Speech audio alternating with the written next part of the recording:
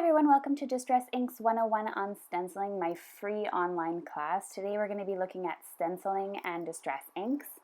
And I'm going to start off with directly on my card base. Now this measures 11 by 4 1/4, and I'm going to tape down my stencil and my card base all into place to get started. One thing you have to make sure is that both the stencil and the card base are taped down, because if you just tape down the stencil, the card base will move underneath and that won't be very useful. I'm going to be using a couple of different colors here, and I'm going to use a sort of red ombre look. Now I'm starting off with Fired Brick to create a really dark background here. Remember to start off the cardstock or work your way into the cardstock. I'm actually holding down the stencil with my hand as well for extra precision, and I'm going in a circular motion with no pressure on my hand whatsoever. Because this is a brand new ink, it definitely doesn't need any re-inking, and the ink comes out quite quickly and gets dark quite quickly as well. Next up, I'm going in with Candied Apple, which is one of the newer colors. I also wanted to mention that this is actually a very similar rendition to the card I did the other day when I was talking about going through a creative slump. This is one of my go-to cards. This stencil or a stencil similar, a nice ombre look, and a nice bold sentiment. When I'm just not feeling very creative, it's definitely a card to go to because it always turns out really beautifully and it only takes a couple minutes to make. It's also perfect for last-minute cards.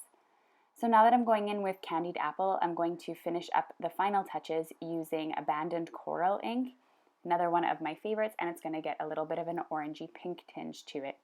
And I'm just going to let it sort of fade off into the background. So I'm going to make sure that it fades off quite nicely into the white and not get too dark towards the top. So it's going from darker to lighter, not only with the color, but also with the pressure of my hand and the amount of time I'm going over the card in the circular motion.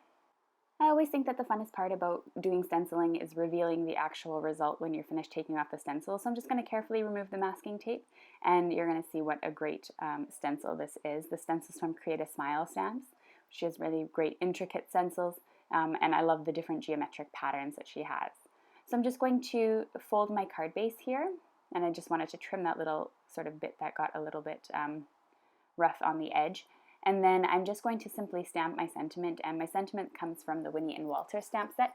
One of my favorite things about stamp sets is when there's a couple of big brush sentiments like the thanks or you on this particular set, for example, and then it has a whole bunch of little words to go with it that you can match up to create your own sentiments for your card.